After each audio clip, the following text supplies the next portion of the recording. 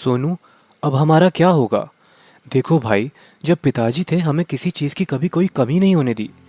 अब मुझे लगता है कि गांव में भी हमारी मदद करने वाला कोई नहीं है, क्योंकि गांव के लोग पहले ही पिताजी के बारे में बुरी बातें बोलते थे। इसीलिए वो गांव वालों के पास नहीं जाते थे और ना ही उनसे ज़्यादा बातें करते थे। हाँ मदन भैया, अब हमारा क्या होगा? भैया, क्या हमें शहर जाके नौकरी करनी पड़ेगी? क्या अब 2 वक्त की रोटी भी हमें नसीब नहीं होगी?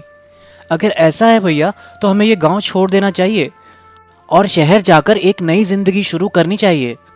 कह तो तुम सही रहे हो मेरे भाई, मगर ये सब इतना आसान नहीं है। यहाँ कम से कम रहने को छत तो है। शहर में हम क्या करेंगे, कहाँ रहेंगे, क्या खाएंगे? कोई हमें जाते ही काम थोड़ी ना दे देगा। मैं तो उम्र में भी तुमसे बड़ा हूँ, मगर मैं पूरे 18 साल का नहीं हूँ। क्या पता हमारी उम्र देखकर कोई हमें काम ही ना दे। तुम चिंता मत करो सोनू, मैं यहीं गांव में रहकर काम करूंगा और कभी तुम्हें भूखे पेट नहीं सोने दूंगा। ठीक है भैया। सोनू अपने बड़े भाई मदन के गले लग जाता है। त्रिनगर नाम के गांव में सोनू और मदन अपने पिता ठाकुर वेदभान सिंह के साथ रहते थे।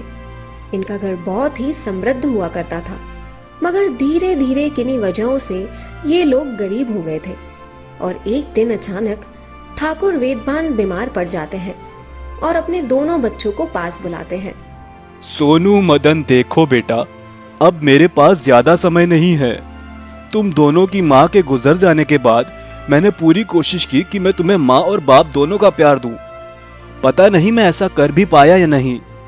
मैंने गांव वालों के साथ कुछ ऐसा किया है जिसके लिए मुझे भगवान कभी माफ नहीं करेगा। पर अब मेरे पास ज्यादा समय नहीं बचा है, इसलिए मैं तुम्हें एक राज की बात बताता हूँ। मेरी बात ध्यान से सुनो। ठाकुर साहब का इशारा एक तस्वीर की तरफ होता है, मगर इससे पहले कि वो कुछ बता पाते, वो दम तोड़ देते हैं। और अब सोनू और मदन को ही एक दूसरे का सहारा बनना था।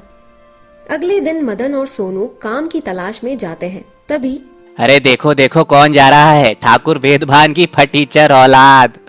क्यों भाई, तुम्हारे पिताजी तो अब इस दुनिया में रहे नहीं, ना ही तुम्हारे लिए कुछ छोड़ कर गए, सिवाय उस टूटी फूटी झोंपड़ी के। अब तुम दोनों खाओगे क्या, पत्थर? अरे भैया, खाने की क्या जरूरत है, पानी पीकर पेट भर लेंगे और क्या। इनके बाप भी तो यही करता था। भाइयों, इन दोनों से दूर रहना, अछूत है ये दोनों। सोनू और मदन निराश होकर वहां से चले जाते हैं। भैया, ये लोग पिताजी से इतना क्यों चिढ़ते थे और अब हमें भी गांव में कोई पसंद क्यों नहीं करता? पता नहीं मेरे भाई, पर तू चिंता मत कर, एक ना एक दिन सब ठीक होगा। ऊपर वाले के घर देर है, अंधेर नहीं। चल हम दूसरे गांव चलकर देखते हैं, वहां मुझे जरूर कोई ना कोई काम देगा।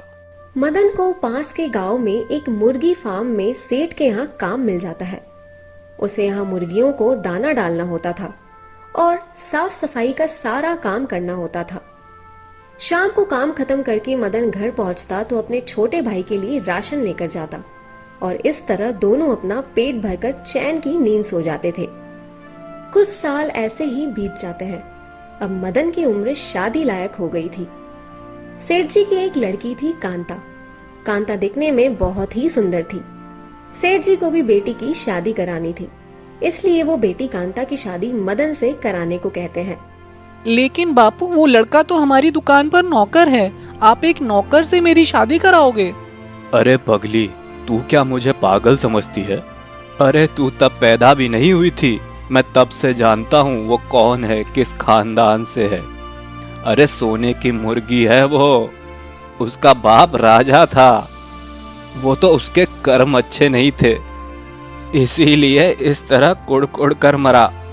मगर तू चिंता मत कर बेटी, मेरे कानों को सारे गांव की खबर रहती है। ठाकुर वेदभान जब मरा तो सारे गांव में किसी राज की चर्चा थी। वो राज जरूर किसी खजाने के बारे में है बेटी। बात मान और उससे शादी कर ले। क्या पता कल को जब वो राजा बने तो तू भी रानी बन जाए। कांता शादी के लिए मान जाती है और मदन के साथ उसकी शादी बड़े धूमधाम से होती है। कांता से शादी के बाद मदन के दिन फिर जाते हैं। सेठ जी अपनी बेटी के रहने के लिए दहेज में एक बड़ा सा घर देते हैं। शादी के बाद मदन अपनी पत्नी कांता और छोटे भाई सोनू के साथ नए घर में रहने लगता है। कांता एक दिन मायके जाती है। देख बेटी, यह सब तो ठीक है, मगर तू पहले सोनू को घर से निकाल, तभी पता चलेगा कि मरने से पहले ठाकुर ने सारा माल कहाँ छिपाया था। ये दोनों भाई एक साथ रहे तो तुझे रानी नहीं बनने देंगे। सोनू को घर से निकालने के बाद पति से खजाने के राज के बारे में पूछना, वो सब बता देगा। कांता भी अपने बाप की बेटी थी। वो सारी बात समझ जाती है और एक दिन अपने पति से कहती है, देखो जी, अब तक तो आप दोनों भाई एक साथ रह रहे थे, पर अब तो आपकी शादी हो गई है। आखिर मैं भी तो आपकी पत्नी हूँ। सोनू की कल को शादी होगी तो हमारा परिवार बड़ा हो जाएगा और फिर खर्चे भी बढ़ते जाएंगे। आप सोनू को पुराने घर पर रहने को क्यों नहीं भेज देते? ये तुमने बहुत अच्छी बात सोची है कांता। मैं इस बारे में तुमसे बात ही करने वाला था।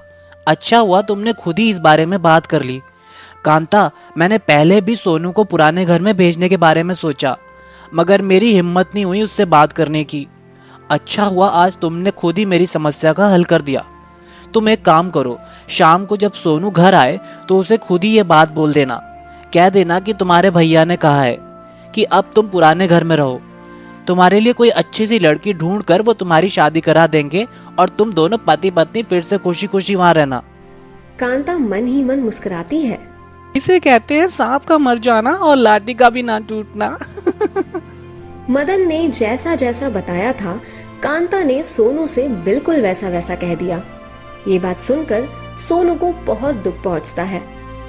मगर भाभी, भैया ने मेरे बारे में ऐसा कहा, ये बात मैं उनके मुंह से सुनना चाहता हूँ। कहाँ हैं भैया? मुझे उनसे बात करनी है। मुझे बिल्कुल भी विश्वास नहीं हो रहा कि भैया मेरे बारे में ऐसा कह सकते हैं। भाभी, मैं आप पर भी शक नहीं कर रहा, लेकिन क्या करूँ, ये बात ही ऐसी है कि मैं भैया के मुंह से सुने बिना मान ही नहीं सकता कि उन्होंने मुझे घर से निकाल दिया है। वो तुमसे मिलना नहीं चाहते, वो अपने मुंह से ये बात नहीं कहना चाहते थे, इसलिए मुझसे बोलने को कहा। अब तुम अपना सामान लेके पुराने घर में चले जाओ और तुम्हारे भैया चाहते हैं कि फिर कभी इस घर में वापस मत आना। ये बात सुनकर सोनू को और दुख पहुंचता है और वो आवाज लगाने लगता है। भैया भैया, क्या ये बात सही है भैया? मैं जानता हूँ आप अंदर कमरे में हो, एक बार कह दो ना कि ये सच है, मैं यहाँ से चुपचाप चला जाऊंगा।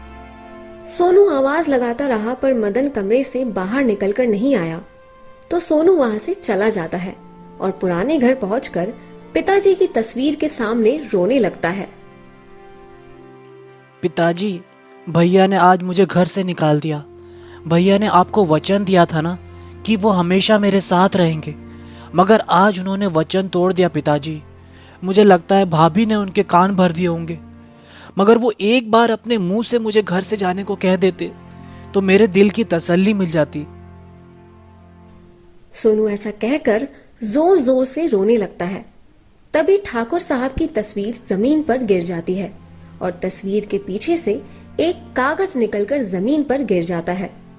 इस कागज पर एक राजमुकुट के रहस्य के बारे में लिखा होता है और राजमुकुट को पाने का तरीका लिखा होता है। सोनू फौरन ही गांव के बाहर जाता है और राजमहल की तलाश करने लगता है। तभी उसे एक आदमी सड़क पर पड़ा मिलता है। वो दर्द से कर्रा रहा होता है।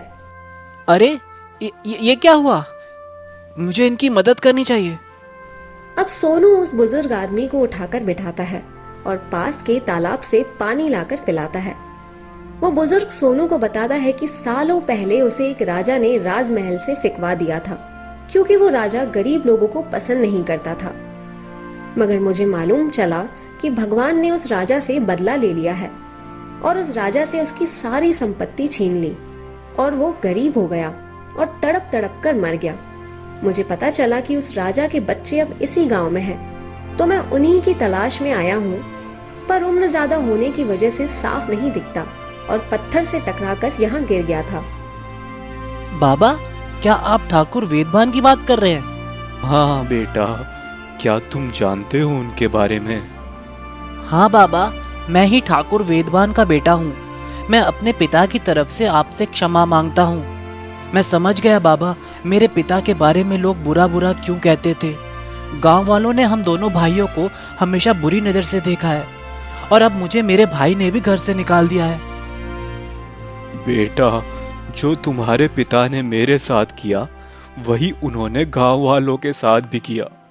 वो गांव के हर गरीब व्यक्ति के साथ बुरा व्यवहार करते थे, इसीलिए गांव वाले उनसे नाराज हैं। तुम गांव वालों से माफी मांग लो बेटा, तब मैं तुम्हें राजमहल ले चलूंगा और तुम अपने पिता का राजमुकुट ले लेना। उस राजमुकुट से तुम्हारी तकदीर बदल जाएगी। सोनू बाबा के साथ गांव में जाकर सभी गांव वालों से अपने पिता के लिए माफी मांगता है और गांव वाले उसे माफ कर देते हैं। फिर सोनू उस बूढ़े बाबा के साथ राजमहल से मुकुट ले आता है और अपने घर में रहने लगता है। जैसे ही वो मुकुट लेकर घर पहुंचता है, उसकी दरिद्रता दूर हो जाती है। देखते ही देखते कुछ ही दिनों में वो गांव का सबसे अमीर व्यक्ति बन जाता है। ये बात उसके बड़े भाई मदन को पता चल जाती है तो वो चिढ़ जाता है और उसके पास जाता है। मदन को सोनू के घर की तरफ जाते देख गांव वाले भी वहां पहुंच जाते हैं। मैं घर में बड़ा हूं, उस मुकुट पर पहला हक मेरा बनता है। ला चुपचाप मुझे वो मुकुट दे दे। भैया, मैंने वो मुकुट लालच की वजह से नहीं पाया है। वो तो मैंने उन बाबा की मदद की और गांव वालों से माफी मांगी, तब जाकर मुझे वो मुकुट मिला है। मदन को अपने छोटे भाई की बात समझ आ जाती है। फिर गांव वाले मदन को उसके पिता के गांव वालों पर किए अत्याचारों के बारे में बताते हैं तो उसकी आंख खुल जाती है और अपने छोटे भाई से अपनी करनी पर वो माफी मांगता है। फिर दोनों भाई खुशी खुशी रहने लगते हैं। सोनू की भाभी भी अब उसे कुछ नहीं कहती, सब प्यार से रहने लगते हैं और इस तरह राजमुकुट का रहस्य सबके सामने आ जाता है।